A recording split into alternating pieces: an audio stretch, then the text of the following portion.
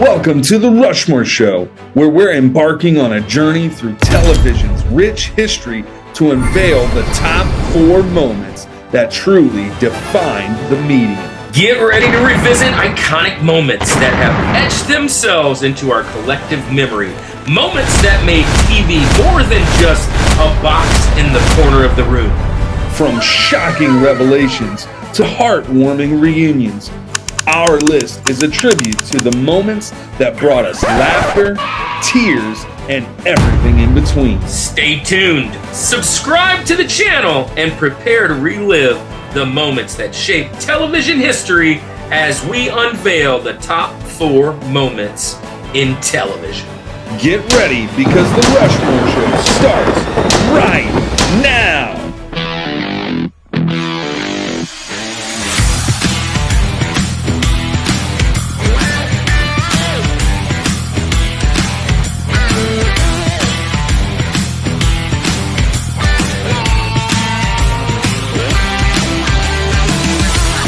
This is the Rushmore Show, where it's all about your top 4 and nothing more. Andy, we are in week 2. It's week 2 of October, and it is television month.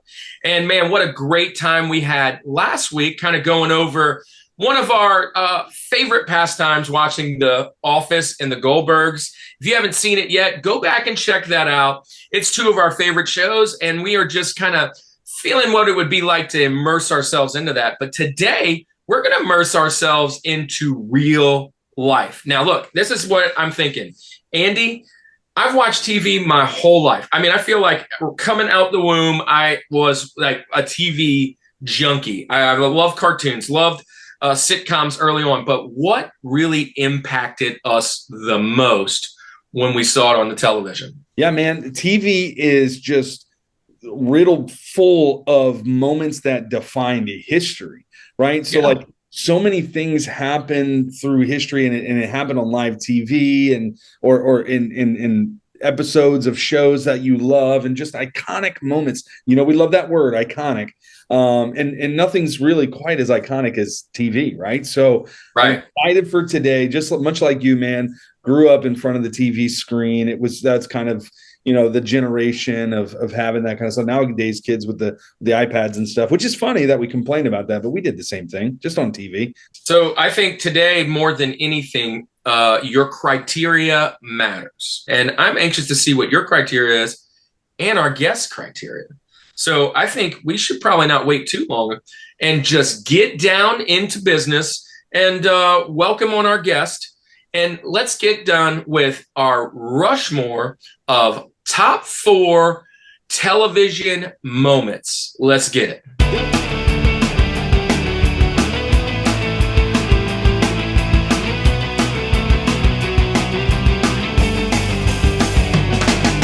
All right, welcome back to the Rushmore Show. It is time for our iconic TV moments. And we brought on a great guest. And we brought on one of Andy's friends a couple times. He's come on twice. And he is now doing an amazing podcast called the Boy Wonders Podcast with our guest today. And our guest today also has some other endeavors that he'll get to share with you. Everybody, welcome to our show, Daniel Eller's friend, Trevor Hart. What's up, man? What's going on, everybody? How's it going? Dude. Well, Trevor, tell us a little about you. What got you into podcasting? What's going on that Pokemon side? Guys, if you like Pokemon, you want to go and jump onto his page immediately. He's a hot thing going on right now. So tell us about Boy Wonders. Tell us about Poketrev and everything else you got going on. Will do. So, Poketrev is something I started back in January. I kind of got back into the hobby last year. They put out a Pokemon Go set that was, based on the Pokemon Go game. And I had been out of the hobby for 20 years at that point, it felt like. But I played Pokemon Go. So I'm like, all right, cool. I'm going to start opening these packs. And as soon as I opened up my first pack, I'm like, oh, man, I really like opening Pokemon cards. And then I started watching all these guys on YouTube. And it was really this guy, Pokevault, that I started watching his lives that made me sit down and think, man, I'm going to start a YouTube channel. So I talked to my wife. I'm like, hey, honey, I would like to do a YouTube channel. And she said, hey, go for it. And then, through doing that, I I have always wanted to podcast. Like, it's been a dream of mine since I was, in my early 20s, listening to like Kevin Smith's podcasts. So when my buddy Daniel Eller said, "Hey, I'd really like to start a comic book podcast," I'm like, "Hey, I've already made us a YouTube channel. When are we starting?" So Daniel and I met originally when he was working at Big Easy Comics. And then over time, I was working at the Green Room. Whenever you guys, Andy, whenever y'all would play there, we would get to talk more. But I'd spent so many hours just chewing the fat with him and talking about comics and getting educated, because I had not really been huge into comics up until that point. And we could just talk for hours. And even still, like, when we're not podcasting, we're texting. And when we sit down for our weekly, like, we'll sit down for what's supposed to be like an hour every week, and we'll sit on the phone for 3 hours just talking shop and like ironing out what we want to discuss. Like, I truly think, like, I've never connected with somebody on a topic like I do with Dan Eller, and I'm just so happy that we're doing this. So the minute he brought it up, I'm like, all right, cool, we're going for it. I'm not going to miss this opportunity. I enjoy it. So Boy Wonders podcast and Poketrev. Yes. So look, we're going to put all the links down in the bottom. We'll let the Summit Squad go out there and join in with another one of our YouTubing friends. Hey, let's jump into what our show is about today. Yes, let's do that. Trevor, you're going to go first. Okay. This is how we do it. We just give our criteria. Each one of us will give a criteria of kind of what we're thinking. The Rushmore basically is our top 4 favorite, or what we think is the top 4 most iconic to us. And then tell us why, and give us your Rosie. Rosie's number 4 on the list, The Line in the Sand. All right. This is tough. So this is the first of what is going to be 2 audibles I'm calling. So my Rosie, and my criteria, first and foremost, is what it meant to me, what it made me feel, and what I think it might have made other people feel. Like, it has to, like, if it's something that people were talking about for days, weeks, months, years after the fact, I think it's worth being on there. The other thing is that I wanted it all to include things that occurred in my lifetime. Yes. So, I'm born in 1990. I was a kid raised on TV, so I've seen a lot of really crazy, cool stuff happen. But my Rosie is going to be the Super Bowl 41 halftime show with Prince playing in Miami.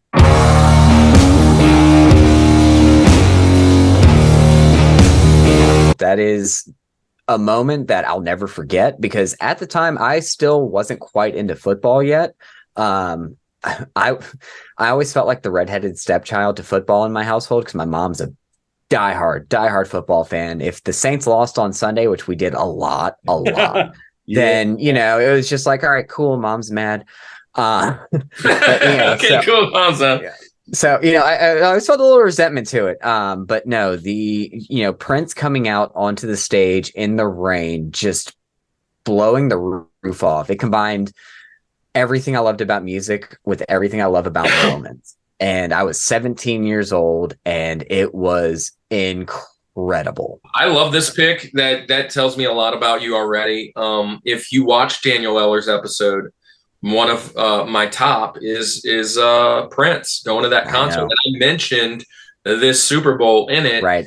Prince is just, when it comes to artists, formerly known, but the artists, he's a performer. His concerts were great. He knew how to market himself.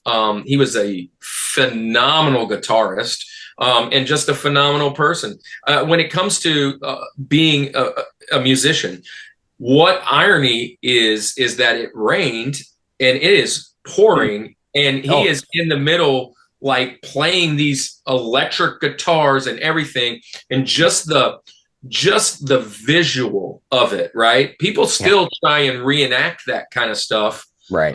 And can't hit it because this was live. It's so cool. You said it exactly, Kirk.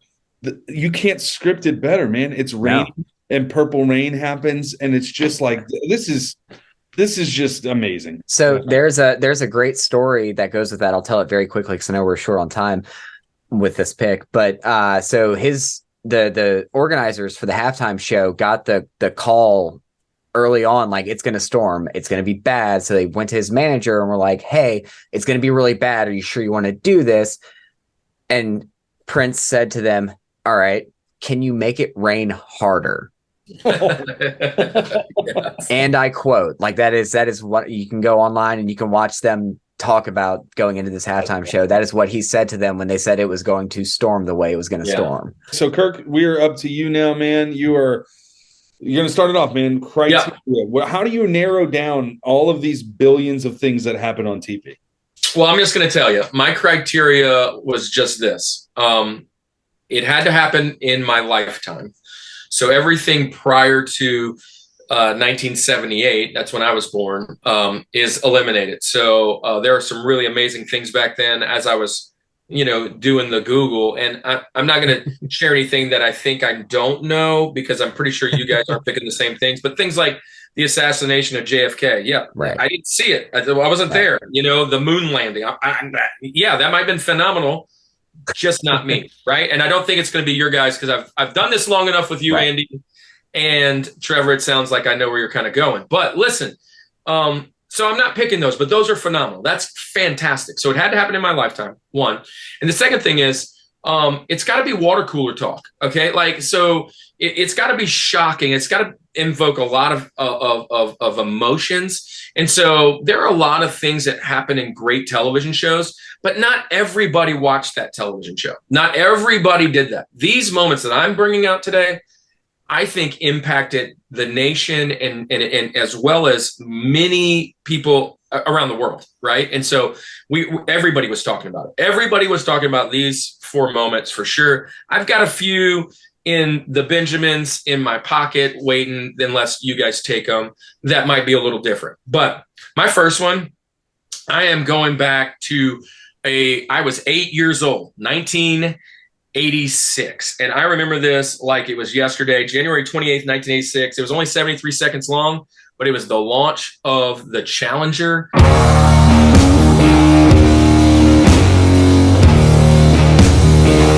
And I remember as a kid, 8 years old, second, third grade, watching this at St. Margaret Mary on TV. And the big deal was that there was a teacher on board. There was a teacher on board this space shuttle. Our teacher, I'm getting chills thinking about it because I remember all of it. I remember every bit of it. It was so shocking to us as kids. But 73 seconds later, the whole thing just blows up in space, and or not even space. Like, it didn't even make it that far. And 7 people lost their lives, and we watched it live. I can remember, even still to this day, I don't remember another time at school I watched live television. I don't remember a time. Maybe my kids have since, but in my time, that was it. And so it was just so impactful. It was just a big deal to me. And I think the nation was rocked. Last thing I'll share, my father-in-law works for NASA, and he had participated in helping be a part of that whole project. So that's another thing that kind of impacted our family before I even knew. So it's a big deal. Challenger. That's going to be my first. So, I mean, again, obviously that's before my time, but you watch any show, you talk to anybody who talks about iconic moments in TV history. This is always on the list. So right. you can't argue that. So I and maybe you kind of answered this a little bit, but at 8 years old, how long did it take for you to really grasp like the severity or like how like real this moment was? I remember kind of like hysteria at school. Some kids like were getting it, others weren't. The teachers were like, turn the TV off, but the other teachers like leaving it on and trying to, because they wanted to see. And like, it was the talk. And then I remember coming home and my mom or my dad trying to like wrangle the troops, like trying to like, let's get this together. Like, you just saw this traumatic thing. Are you going to be okay? So I remember, 5th grade year, I started at Madisonville Junior High School, and my science teacher, Miss McCullough, she told us all about it because she was a female science teacher. And it was just like, I guess maybe one of those things that women who were going to school at the time to be teachers, and they found out that this science teacher was going to get to go to space. It was such a iconic moment for teachers and women, like just leading up to this. Of course, it was just such a pivotal moment. And I mean, this tragedy was huge. And just, I mean, I don't know a single kid from my generation who doesn't know about the Challenger, even though it happened years before we were born. It paused the NASA program for many months, and I mean, it's just a big deal. It's a big deal. Yeah, no, it's huge. That's a great pick. We are going to jump into yours, Andy, and where are we going with your criteria? And let's chat about it. Yeah, man. So criteria, very much like you guys, it had to happen I had to have actually watched this happen. When it was happening, right? So not something that I heard about secondhand, or even if it happened during my time, I watched it later. So all of these moments happened as I'm watching TV, right? I watched this thing, but they don't necessarily, to you, Kirk, you said the water cooler talk and like how it kind of like impacted beyond you. It was kind of a national thing even too. Mine, some of them certainly are going to fall into that. Most of mine are going to be me 100% personally. I remember where I was when blank. So with my Rosie, this is actually my only one that's going to be on here that is a scripted moment. This was in a TV show, and listen, this is kind of fitting for October with where we're at here. There has not been a moment in TV history for me personally where I have been as speechless as I was in this moment. I was hurt. I was like, I don't even know. Like, I didn't even know how to process it. Like, I feel like I had to take work off the next day because I was just like, I just need a moment with this. And I'm going to go with season 7, episode 1 of The Walking Dead, when Negan kills off Glenn.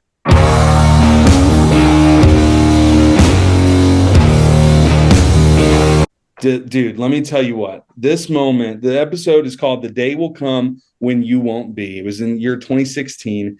And what made this, I think, even more challenging, Glenn was probably my favorite character on the show. He was kind of like a voice of reason in this whole cast, right, of The Walking Dead. He's with Maggie at this moment. They're going to get married. Like, just things are looking good, right? And then they encounter Negan, who's like the bad guy of bad guys, right? He's topped all the other previous bad guys that have been on the show. And they ended season 6 with the cliffhanger to this moment. So you've got to wait months, right, until season 7 opens up. And the first scene that happens is Negan crushes Glenn's skull in with a baseball bat. And it's just forever. It just feels like it keeps going on. And you're seeing this happen and you're hearing people cry. And you're just like, I was not in any other moment in history of TV for me as shocked and as speechless as I was when this happened, right? This ushered in this Negan era of The Walking Dead, which, has continued for quite some time. Yeah, I'll jump in. I am on season 2, episode 7.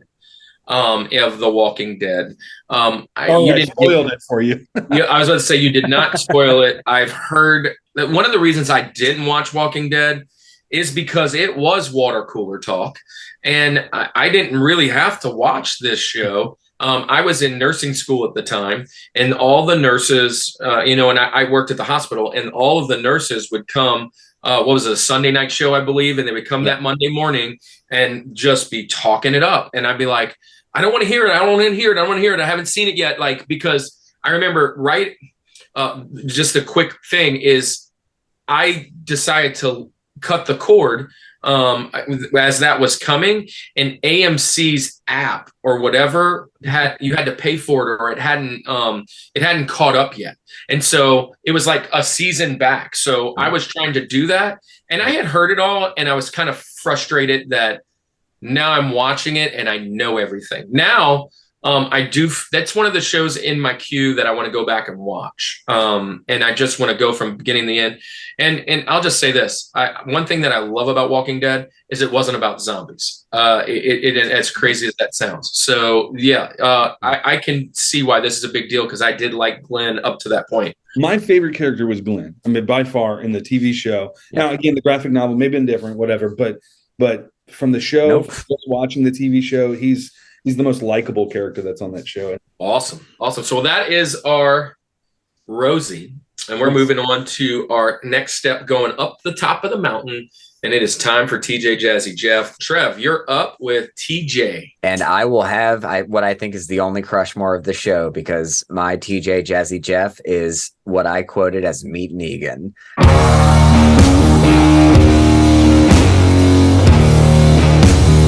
The moment in the comics where you truly like, all right, so in the comics, Judith the baby died already in a horrifying moment, like, but for whatever reason Glenn just felt like an untouchable character, and we get this build up. It goes on for I think 10 or 11 issues, so almost a full year before we actually meet Negan in the comics.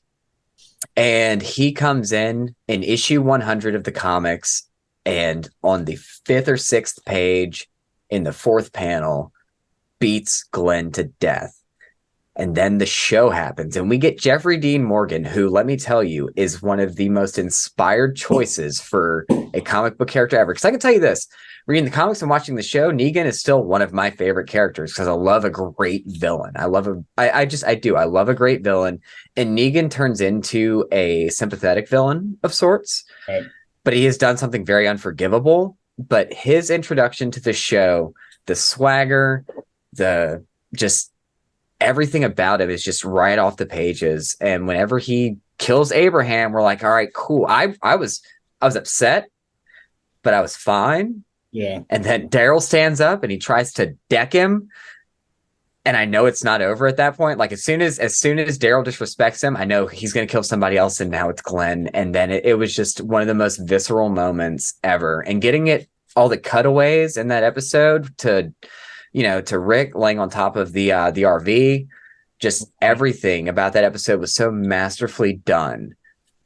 And, the water cooler moment, it wasn't afterwards. It was leading up to it. It was everybody talking about what is gonna happen that made it such a moment. Like we had 8 months of everybody just going, who do you think it's going to be?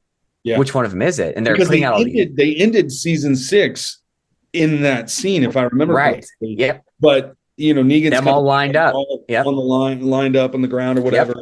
Yep. And they cut it. Yeah. Just so what you actually get is a POV shot of him beating, and it's Abraham, but you're getting the POV shot of Abraham dying, and it is horrifying. It is incredible. Yeah. My wife refuses to finish the show. I can't wait to get there. I can't wait to get there. I mean, I really did love this show. I didn't stop it for a whole ton of reasons. I tried to get into it, and then just trying to catch up and seeing everybody was like 3, 4, 5. It's kind of Stranger Things for me. I didn't watch Stranger Things when it first started, and now it's like everybody's watching it. And you hear about it. It's like, oh, listen. And so it's like, I'm just going to watch it one time and I can watch it straight through. But yeah, I mean, it's already been said. This sounds like a fantastic moment. Any Walking Dead fans out there, tell us what you think about Negan and Glenn's moment. I mean, Trev, it seems like you have a bit of a connection with it. So I do.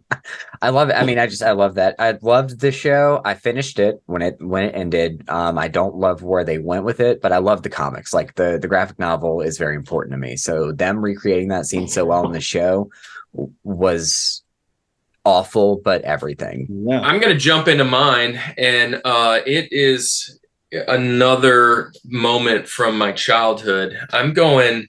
And so the next 3 have multiple different live moments that go with them together. The first moment happened a year after the Challenger. It happened on June 12th, 1987. And our president said, Mr. Gorbachev, tear down this wall. And 2 years later, I watched it get ripped down.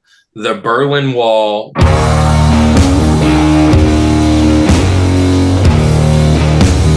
getting torn down and being the destruction of communism, of what we knew it in, that separated East and West Germany. And man, this to me, I didn't really understand it at so far of like what communism was and what all those pieces and parts were. But I remember learning about it in 5th grade and 6th grade and 7th grade, and us actually watching it happen and then coming back, and like current events were fun. Like it was like, this is what's happening. Let me tell you what I learned today. And man, I remember like watching MTV, and on MTV, like people standing on the wall and breaking pieces of the wall and like running with the wall and bringing it home. I mean, this is a wall that when people climbed over it, they got shot. I mean, it blows my mind that there were places like that still around 35, 40 years ago. And as far as TV, we watched it. Some of these moments that I was thinking about was like, imagine if this would have happened in 1889. It would have been on TV and it would have gotten a much smaller drive. But since it happened in 1989, we all got to participate and see it. So that's my first pick, or my second pick, my TJ Jesse Jeff. So, like, to me, the only thing, again, not technically before my time, because I was like 3 months old when this happened, but before my TV viewing time, one thing, kind of going back to last week's episode in the Goldbergs, one thing that bothers me about the Goldbergs is they never, first of all, tell you what year in the 80s it is. And I know they do that on purpose, but there was an episode that said November or whatever, 1980 something, and it was the wall coming down. That happened in 89. That was like 5 seasons ago. Like, why now I'm supposed to know that like everything else has happened in the last 2 months of 1989? But it's a little thing that I think about. But yeah, look, this is obviously a huge historical moment. The fact that it's caught on TV and it's nationally broadcast, I mean, obviously this is a huge thing. So I have a somewhat cool story about that. So when I was in high school, my freshman year, I had a history teacher who had a piece of the wall. So I got to hold and take a, digital camera picture that doesn't exist anymore. Picture in my English class. She did this whole thing. Like, she loved Eastern Europe and all of that. So she had a piece of the Berlin Wall. So I got to take a picture with a piece of the Berlin Wall. Cool. All right. So Andy, finish up the first half of the mountain. All right. So again, like I mentioned in the beginning, like, these things are going to be a personal thing to me. This is definitely not water cooler talk. This is not something the world's talking about. But the implications that this moment in TV history had for me personally, I had to put it on the list. And we're going back to 1995. Okay. So 1995, again, put yourself in my shoes. I'm 6 years old when this is happening. And I get my first taste of what put me onto music for my life. And I'm actually going to go with MTV Unplugged, Kiss.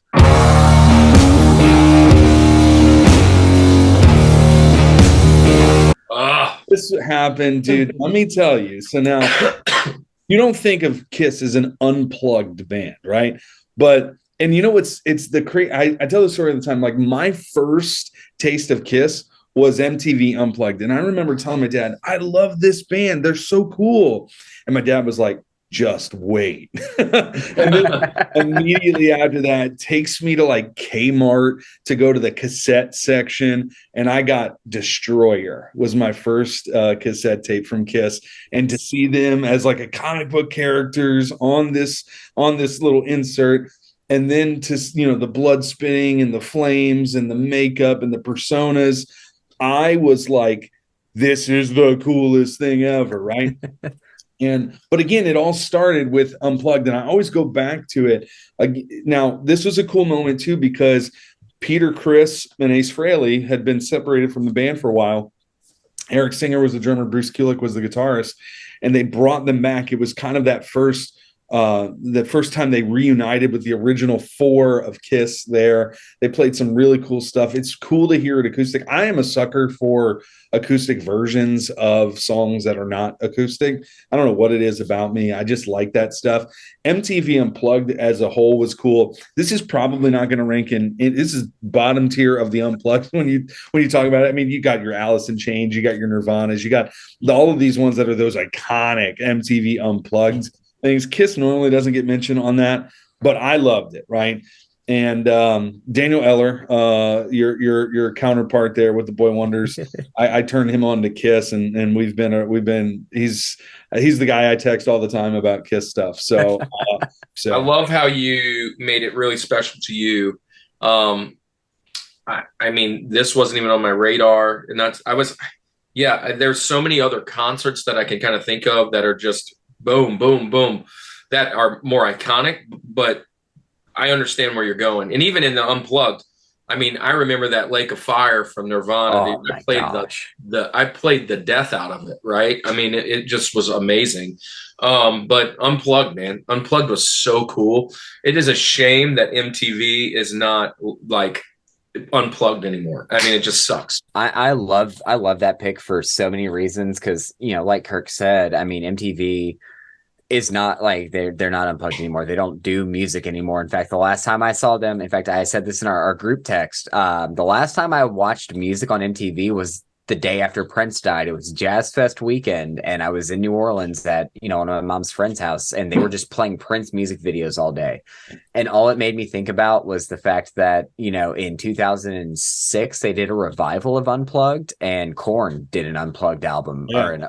Oh dude, it was awesome. I'm there for it. I'm there, dude. All of the Unplugged stuff is so great, because you got to see a different side of these bands, like Kiss of all bands to do an Unplugged. I mean, incredible. Great pick. I mean, Nirvana is obviously the gold standard for the Unplugged stuff, but my personal favorite is Stone Temple Pilots Unplugged, because you just have Scott Weiland sitting on a throne, just leaning over, singing the whole time. Oh man, great pick, man. I love that one, man. All right, man. First half of the mountain is down, and it is time. It's time for a commercial break. And let's get to one of the greatest moments of all time in commercial history. Let's see it. See you in a few minutes. Introducing the world's newest, silliest, and hamburger-eatingest clown, Ronald McDonald. Now, where is that clown? Oh, Ronald. Hey, Ronald. Here I am, kid. Hey, isn't watching TV fun? Especially when you got delicious McDonald's hamburgers. Ronald, you can't be on TV and watch it at the same time. Now, come on and meet the boys and girls. Oh, we've already met. I know we're going to be friends, too, because I like to do everything boys and girls like to do. Especially when it comes to eating those delicious McDonald's hamburgers. A magic tray here keeps me well supplied. McDonald's hamburgers, French fries, and milkshakes. Watch for me on TV. We'll have lots of fun. He's Ronald McDonald, the hamburger happy clown. A McDonald's drive-in restaurant is his favorite place in town. Welcome back to the Rushmore Show, where it's all about your top four and nothing more. What a fantastic commercial that was, and a great moment in time. And hey, let's put some more moments ahead of us by checking out our friends from Culture Box. Now, if you haven't been around for the last few weeks, we've been invited to be a part of a group of podcasters and creators, and with like-minded. And you've got guys that are doing Dungeons and Dragons, and other guys that are playing video games, and artists and all kinds of things. And we have been invited in to the fold. We want to highlight the Untold podcast. Andy, tell us something about Untold. The Untold podcast is a speculative fiction podcast utilizing the genres of sci-fi, fantasy, and horror, among others, in order to engage the culture's imagination from a Christian worldview. Every month, Nathan James Norman produces and narrates a new story presented in a unique and dynamic way. check out the Untold Podcast at untoldpodcast.com and listen and leave them a review on Apple Podcasts. Check out our friends over there at the Untold Podcast, part of the Culture Box, our lovely group of friends here on YouTube and Spotify and all over the web. Well, now it is time for us to tell you guys about some told stories that are happening in history. And it's the second half of the mountain.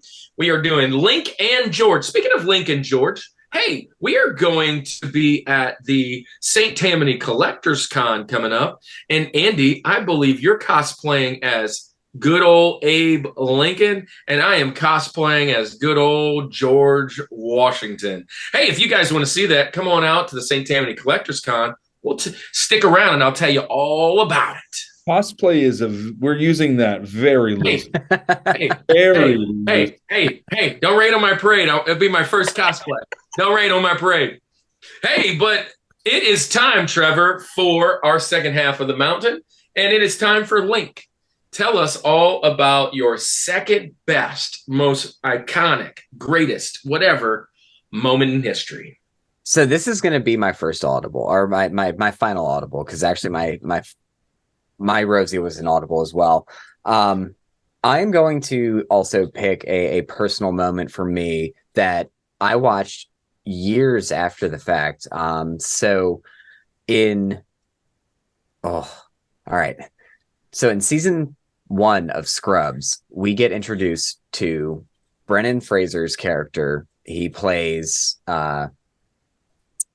Cox's brother-in-law, and he gets diagnosed with leukemia. And at the end of it's this beautiful moment where, you see JD, the main character, he kind of tricks his mind into thinking that it's not real, etc. So you flash forward to season 3, and Ben comes back, and his cancer, which was in remission, comes back, and we get the episode titled "My Screw Up."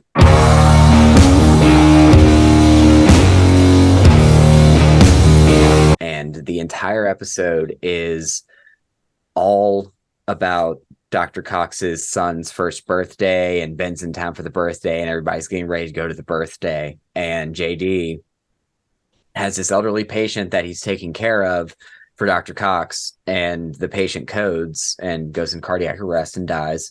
And so Dr. Cox freaks out on him, and you got, Brendan Fraser just the whole time, just like, man, ease up on him. It's not really his fault. Like, the kid, doing his best, etc. And it's not until the end of the episode when you find out that actually the patient who coded was Brendan Fraser's character. And I'm getting choked up talking about it. And you go to the moment when Dr. Cox, who's followed still by Brendan Fraser's character, to the birthday party dressed in a suit, and Brendan Fraser says to him, he's like, hey, do me a favor. You've got to ease up on the kid, and you got to forgive yourself. And he says, what are you talking about? What is all this? And then you hear, JD say, hey, who are you talking to? And they're actually at the funeral, because Brendan Fraser's character, who had been there the whole time, wasn't actually there. He had died at the beginning of the episode. And I can tell you that there are very few moments in television that, like, if I watch it, if I need to cry, like if I need to just like get some stuff out, I will just put that on because it ruins me. That sounds deep. Now, let me just say this. I have zero things to imply on that particular episode, but I started watching Scrubs when it was syndicated at like midnight, right? Like 15 years after it was over. And I loved that show, but it was never in a row. Like it was like this episode or that episode and this, and then you just pick it up every once in a while. So I never actually followed the story. And I can guarantee I've never seen a Scrubs episode where I wanted to cry, maybe laughing, but so this sounds, I think I would love to watch this. I do love Scrubs. I kind of mentioned it back in sitcoms. Mm-hmm. It's a great show. Admittedly so, and I know I've slept on this show. I have, and I get it. I have, and it's always been like my knock on it was always that it's like this is the show that comes on Comedy Central when they're trying to fill time, in syndication, like it's coming in later, right? Obviously when it was on and it was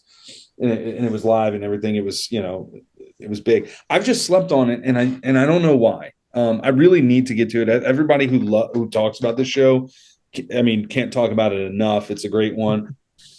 I love that. I love that pick, man. All right, so Kirk, let's move on to you. Link, what's your number two? What's your number two? And I'm not really changing too much of like where I'm going. You know, when I'm talking about iconic moments, there was two of them that I have that was going right here, and I was kind of trying to figure out which one I wanted to do.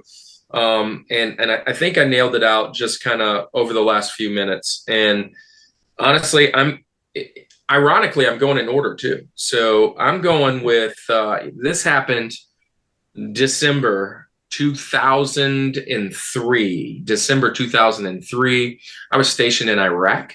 And at that time, none other than the capture of Saddam Hussein.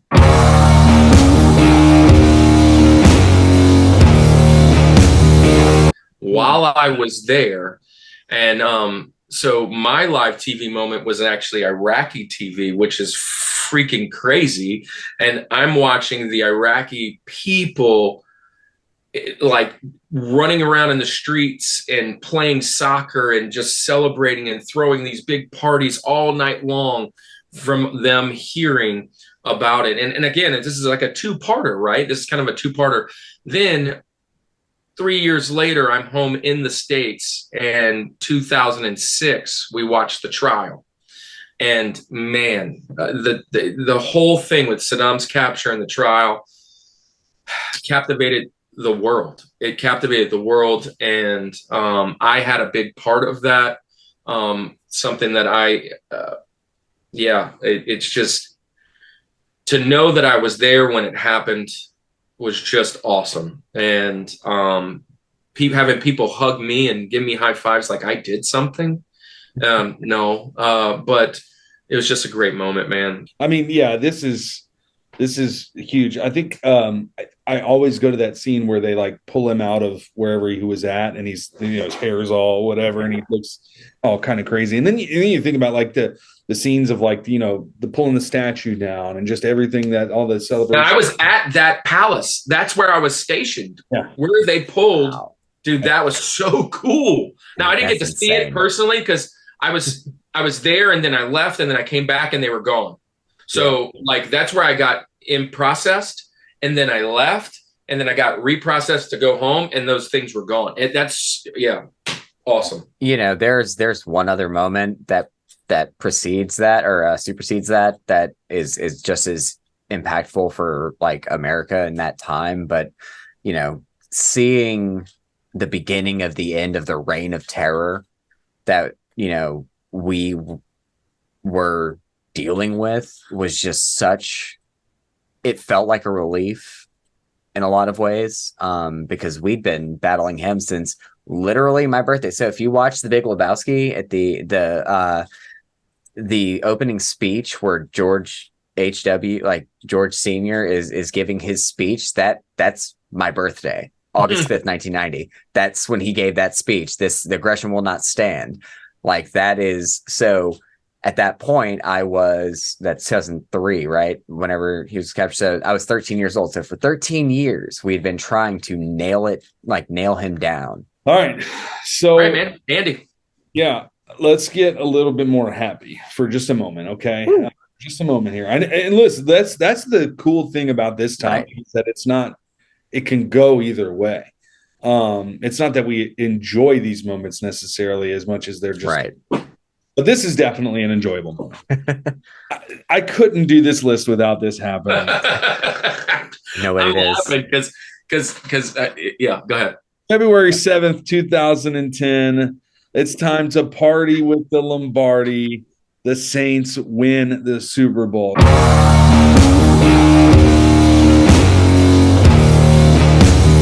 Now, here's the deal, guys. I'm going to cheat a little bit because I'm going to take that entire season, we can narrow it down to the postseason. We can narrow it down to the postseason.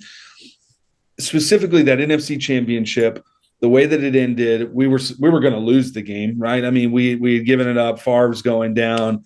He just has to run the ball, tuck it, and get a yard, and they can kick a field goal. And then none of this happens. But instead, he throws it across his body. Tracy Porter picks it off. Garrett Hartley gets the chance and kicks it in. And then you hear, pigs have flown. Hell is frozen over. Right?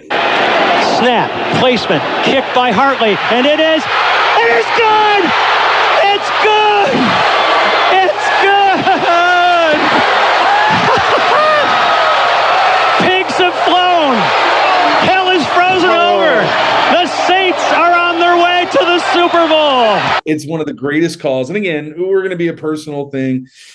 Jim Henderson making that call was amazing. Hokie Guyjon's with him too. He's another local guy.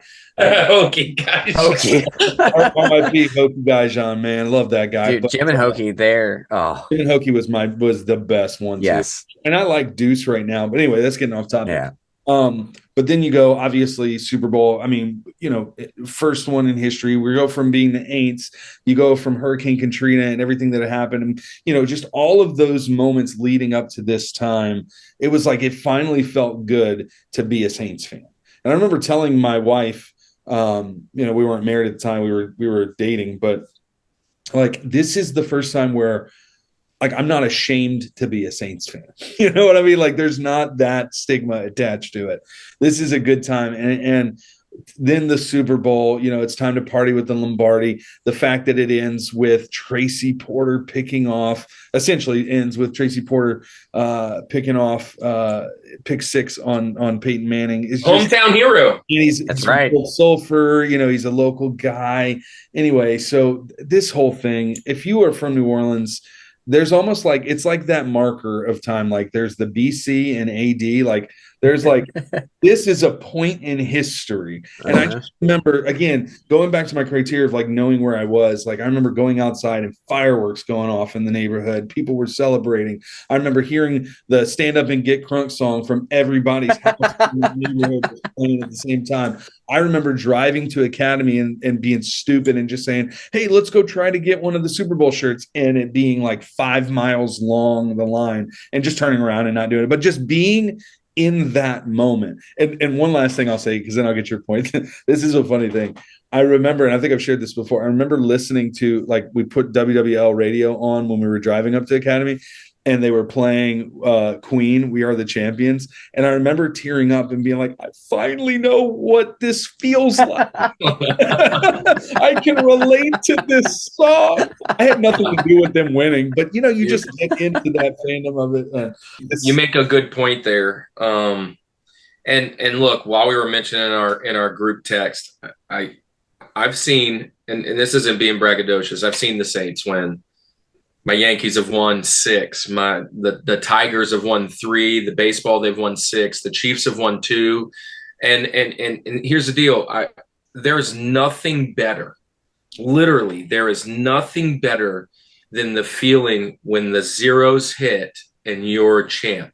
It like you look at it and you're like, oh gosh, now I can. And now the day with the social media, it's like, I got to put the post out. I'm so happy to be a fan. But then it's different for the Saints, right? The infamy of terrible mediocrity of football. That's why I'm a Chiefs fan. And I picked another crappy team, to be honest, back in 1992, right? And it was just like, I don't want to be a Saints fan. They're terrible, right? They remember Whodats, bag on the heads. We're not being Whodats. We're chumps and the cha-ching and all the things that happen. Now, the second thing I'll say, we immediately got into our car and we drove to Bourbon Street. And it's like, we've got to go. And like, if there's one time I need to be on Bourbon Street, it's tonight.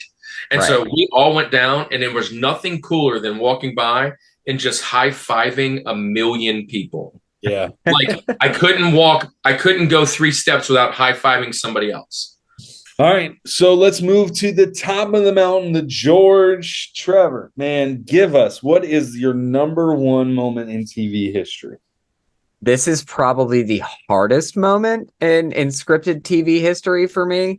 And that's saying something because we already got past Glenn, but I'm going to go to a moment in season 3, episode 9 of a little indie show called The Game of Thrones, titled The Reigns of Castamere, more commonly known as The Red Wedding.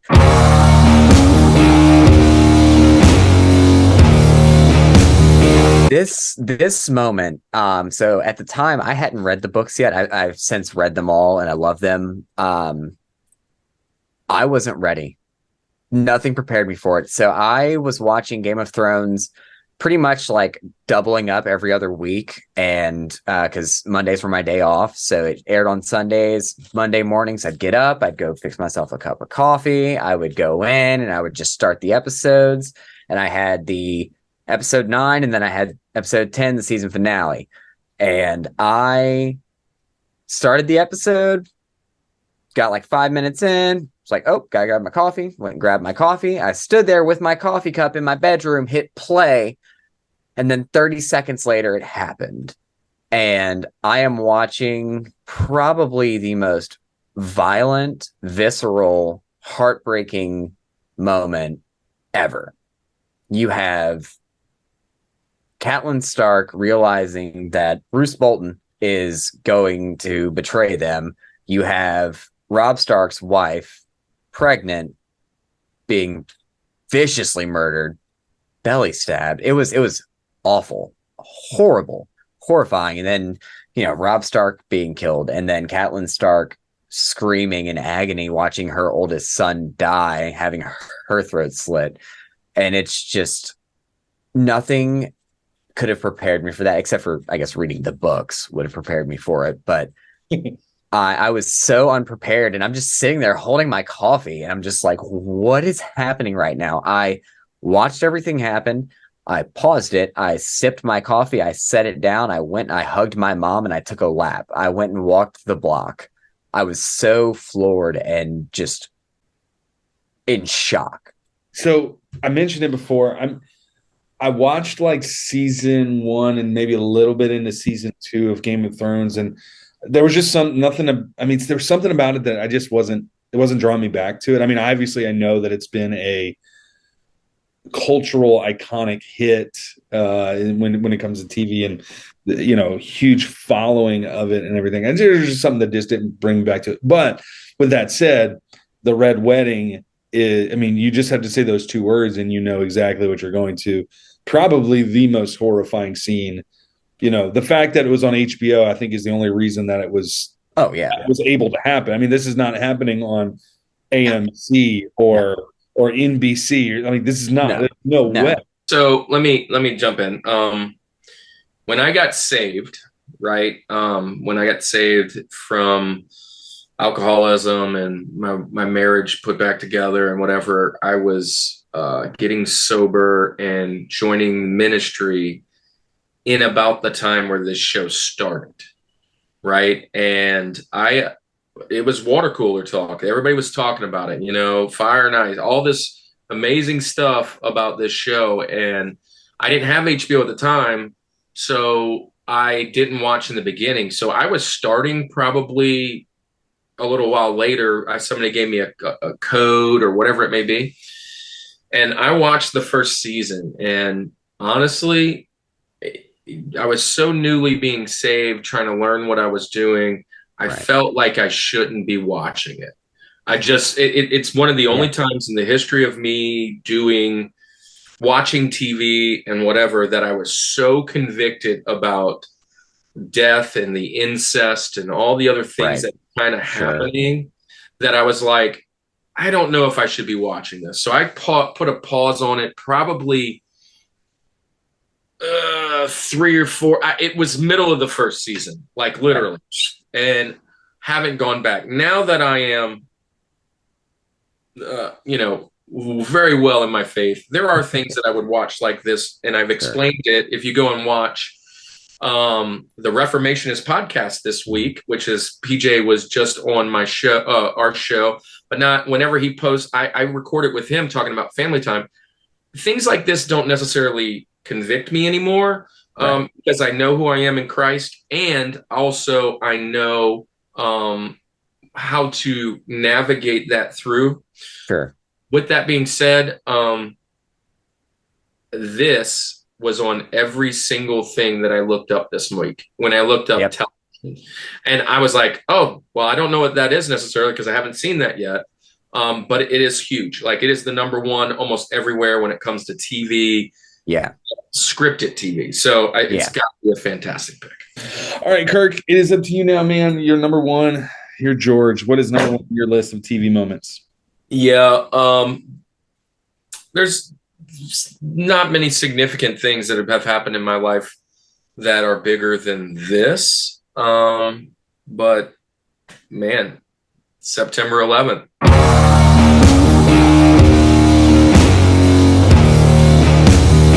Here's the thing.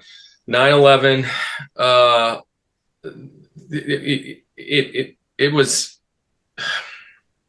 it's crazy to me, to be honest. But September 11th, 2003, I actually went to Iraq right after. And when you're talking about the Twin Towers falling, I remember exactly where I was at, what I was supposed to be doing. I was supposed to be, literally, I was supposed to be going to work in the Air Force at Keesler Air Force Base, and I called in sick.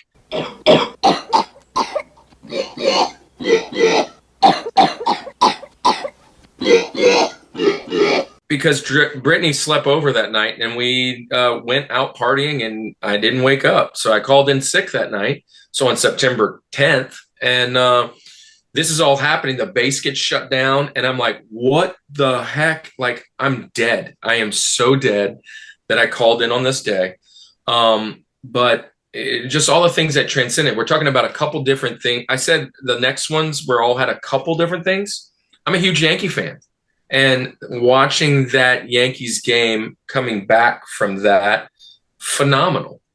Seeing George Bush throw out the ball and the moment that happens through that, the SNL that happened right after that, another major TV moment from this, all the things that transcended through, it's changed the history of the world. We can't go to an airport without getting frisked 35 times now, taking our shoes off, our belt, whatever. That none of that stuff happened before this. The war on terror has changed. You talk about Hussein that I talked about last time, but there was another big moment coming up. Maybe that makes one of you guys coming up even further down the road.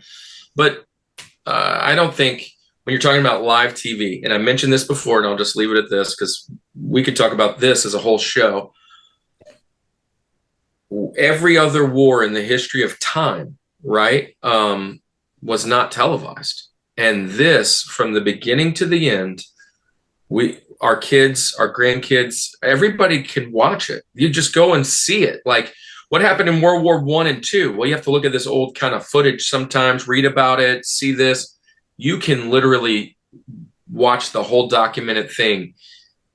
And I got to participate in it, not because I wanted to, but it's just really close to me. So, yeah, 9/11. So I was in Miss Desmond's 5th grade class, and they called all the teachers out of the classrooms, which was unheard of. Like, you don't leave all the kids alone, but all the teachers got called out of the classroom to go to a meeting. And she came back shaken, shook, just eyes white as a ghost. And 30 seconds later, I was called to the front office, and my mom picked me up, and she told me what happened. And I'll never forget listening to 106.7 The End. And Rod Ryan was on the air, and he said, he's like, we're talking about one thing and one thing only. There will be no Limp Bizkit. There will be no Linkin Park. America is hurting right now. And I'll never forget those words coming out of Rod Ryan's mouth on 106.7 The End. We're just gonna crush more of this because my George is 9/11.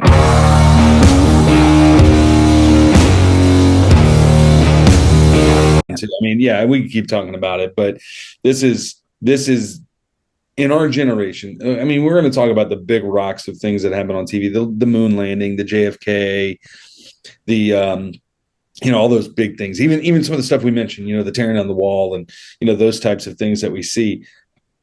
Again, because it's in the prime time of when I'm growing up, nothing really quite is the same as the 9/11 attacks and how it was televised.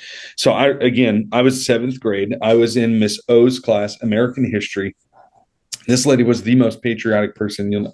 I mean, literally, like if I had a teacher that was as close to to the Magic School Bus as possible, it was Miss O in a patriotic sense, right? As much as Miss Frizzle was all about science, Miss O was that for America.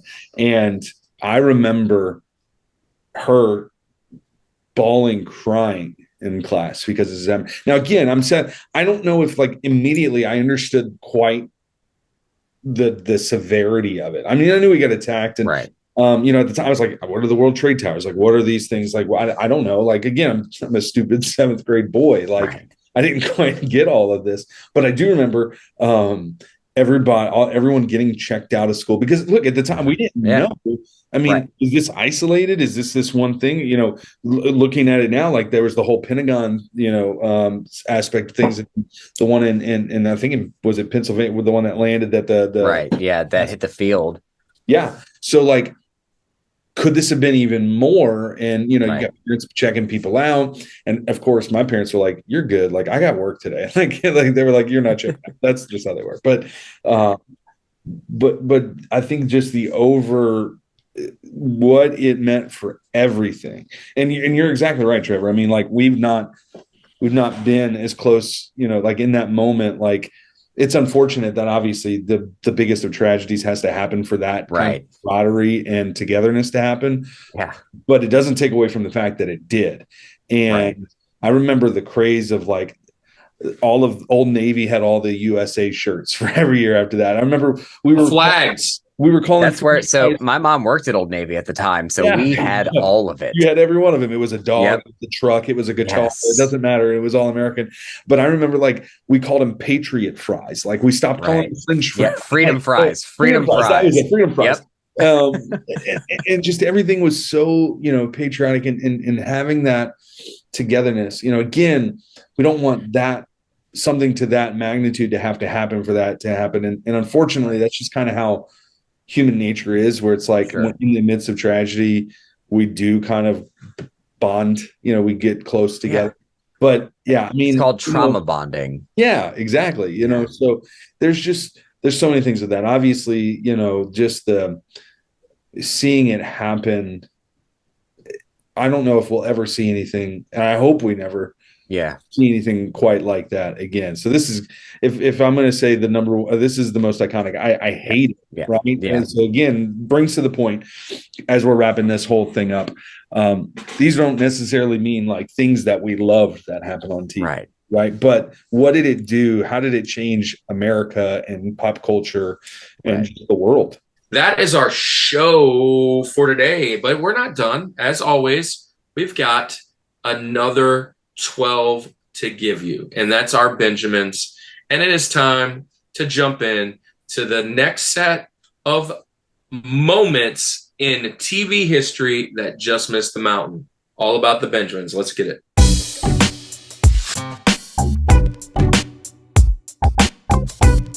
Welcome back to the show, and it is time for not just our top 4, but what's left. And Trevor, you're new to the show. I know you've watched the show. It's going to be a serpentine draft. We're talking about fantasy football, but then we're going to draft up the what's left. And since you're our guest, you get first pick and you get last pick. So you get everything that's left after we talk. We cannot crush. I'm second. I'll go every time in the middle. You guys will bookend it with double picks. You're up first. What is left that should have made this mountain? So talking about sports and talking about moments of reconstruction after tragedies, September 25th, 2006. I have chills. They should have made my list, but it just got edged out. The Saints play in the Superdome for the first time after Hurricane Katrina. We have U2 and Green Day playing. The Saints are coming, and I'm getting weepy eyes talking about it. Are coming. Yes.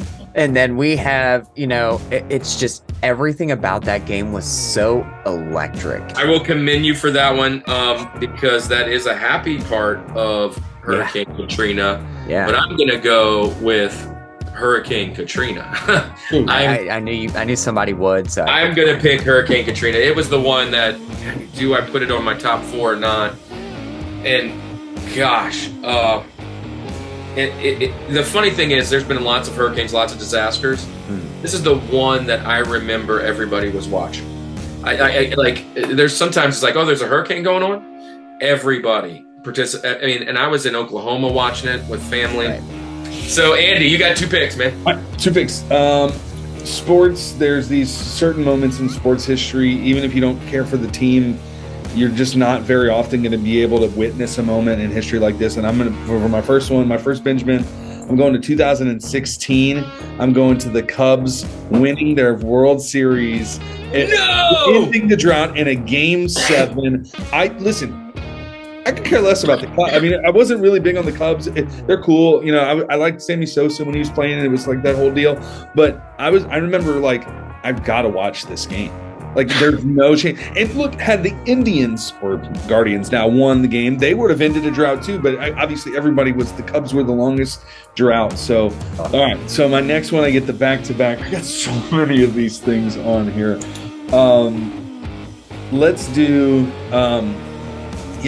crazy moment in sports too is Dale Earnhardt's death. Oh, that happened was just man. Moments that you hate to see. Obviously, like, you never think you're going to watch a sporting event and somebody's going to lose their life in that. Like, that there's the potential for injury and harm and things like that, but to think that it's going to result in a loss of life is just crazy. And then obviously to be in that, for what it did for changing the rules and regulations of NASCAR too, after that moment. So yeah, I guess I gotta put that on there for sure. I'm gonna go with the one. This is the other one that almost made my mountain because of how iconic it was. It's a sports moment, kind of, but I'm going with the O.J. Simpson chase and trial. Almost made mine too. Yeah. Mid-90s, my mom was glued to the TV. I, as a young teenager, was like, he's innocent. Why you keep watching this garbage? And, just really just being a troll. But, that whole thing changed the world as well. Yeah, it was just, glued to the TV. But, yeah. So I went to my Benjamins to pick a moment that doesn't fall into my actual normal criteria, and I'm picking a moment that happened about 7 years before I was born, and I've got stats. It's not live TV. At the time, it was the 3rd most watched program in history until 2010. No Super Bowl had higher viewers than this moment, and that is in 1983. Goodbye, farewell, and amen. MASH's final episode. Yep. All right, so 106 million viewers. The MASH finale is so well done and so beautiful, and just it's my favorite. It's probably my favorite TV show. Like, I watch it at night still before I go to bed. All right, I'm gonna go with the geek in me. So there's this little show called Dragon Ball Z, and in the second major arc, the Namek saga, our hero Goku fights against this bad guy named Frieza, and we're hearing about this thing called the Super Saiyan the entire time. And this was almost my Rosie because of how iconic it is. Because, man, we have Krillin blown up, we have Piccolo shot through the heart, and everything looks dire, and all of a sudden Goku gets angry, and he turns Super Saiyan. So my final pick for my Benjamins is Goku turning Super Saiyan in Dragon Ball Z, because oh man. I'm gonna go and jump in, and look, it's probably my favorite sports moment in history. I've mentioned many sports moments. I don't think this one's ever been on the show, but I'm gonna go all the way back to about a month after I graduated, June 8th, 1996. Warren Morris walk-off home run to win the LSU national championship over Miami. 2-run bomb. Chills, just got him. Hits a walk-off right field. And the crazy thing is, it was his first home run of the season because he had a broken hamate bone. And I was at my best friend's house and I jumped in the bayou. And it was just like, I remember that vividly, that whole moment, celebrating that summer after graduation. Okay. All right. So my last 2 picks, now I get a back-to-back for my final 2 picks. I'm going to throw a finale in there. This is 100% personal because it's my favorite TV show, but I don't feel like they did very many good, like, finales are so always hit and miss. Like, people want enough. I think this show nailed their finale. I watched this show throughout as it was airing while this was happening, and I've watched it probably 15 times since. I'm going to go with the finale of Parks and Recreation. It's a beautiful finale. They perfectly wrap up everyone's story. They point to a good future. It is just done perfectly. And that makes my heart so happy. That makes my heart so happy. I remember the night that it aired, they had this whole social media campaign, because if you know the show, Leslie Knope is a big waffle fan. And it was hashtag waffles across America. And I was poor, not that I'm rich now. So we had some Eggo waffles. I'm gonna have to pull that social media post up because I used the hashtag waffles across America. But anyway, that finale is just perfection. And then my last pick, I gotta do this because we got some Saints fans on here right now. So and we love to talk about the old fashioned. Oh, gee. 28-3, the Patriots, and it's not because I like the Patriots at all. Okay, all right, I'm good with it. Against the Falcons in 2007. I had to do it. We had to end on a high note. 28-3, baby. 28. All right, look. Well, I'm gonna finish. But pause real quick. Another cool reason for that, and I hate the Falcons, but Robert Alford played cornerback for the Falcons. Got a pick 6 on Tom Brady. That boy is from Southeastern Louisiana University. So boom. Yeah, he is. Go Lions. Yeah. So here, I'm gonna jump in. Man, I love that pick because that's. I really thought you were going Joe Horn. I did. That's all my Atlanta friends. But hey, I'm gonna go with my only scripted one, and it's a finale. It's one of my favorite shows. I've mentioned it on the show. This will be the 3rd time it gets a mention, I think. But I'm going with The Sopranos finale. Don't Stop Believing. Cut to black. What happened to Tony? It's assumed that he gets killed. But hey, I remember watching that. And it's big to me because that's the show that we watched while we were in Iraq. The first 3 seasons, we were in Iraq watching that. I ordered the whole set. And so we were like, that was what we watched every night. So getting home and getting to see that was pretty impactful.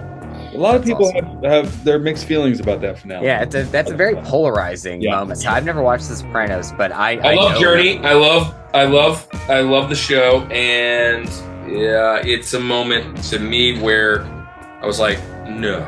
Like kind of moment. No, I get that. That's what they're going for. I love polarizing moments like that. So that's a great pick. I love that. Okay, so Trevor, I am Mr. Irrelevant. And Mr. Irrelevant, the last pick. You got the whole list, man, and there's still every other thing that's ever happened in the history of TV. What do you? All right, so this is not a moment that I watched as it aired. In fact, I have my wife to thank or be angry at for this.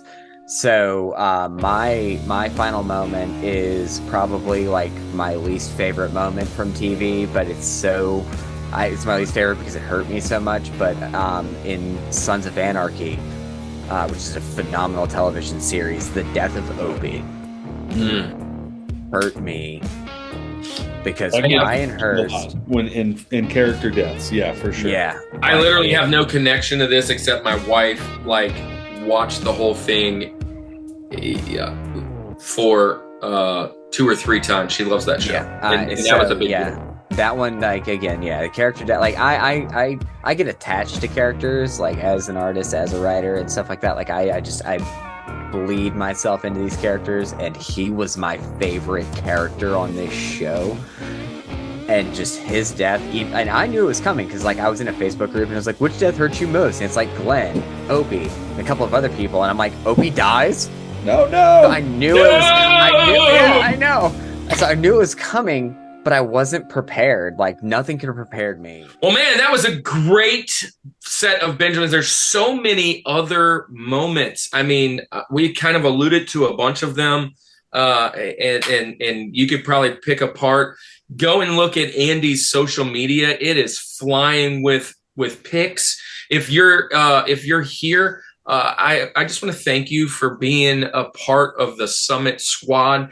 Thank you for joining us on this journey, and hopefully we make some great streaming moments for you. But Andy, we've got St. Tammany Collectors Con coming up. Come hang out. Zordon's going to be there. Tons of people are going to be there. It's in Mandeville at the Castine Center. If you're in the Louisiana area, we'll be hanging out there 2 days. And I will, I'll sign an autograph if you want me to. Shoot, but we're just that cool. But come and get it. Andy, you've been collecting Nintendo 64. I've made my decision up of what I'm collecting. I'll share it when I get there. But I'm going to try and start my collection this week. And man, we've been invited to several other things, but it's been a wild time.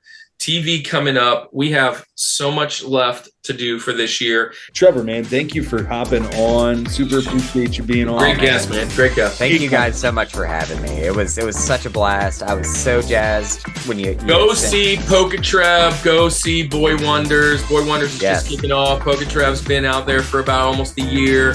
Go be another subby for him. Even if you don't like Pokemon, help him out with what he's doing. And hey, if you're here from those places, welcome to the squad. We'd love to have you. Andy, it's been a fantastic time, but I think it's time to go to bed.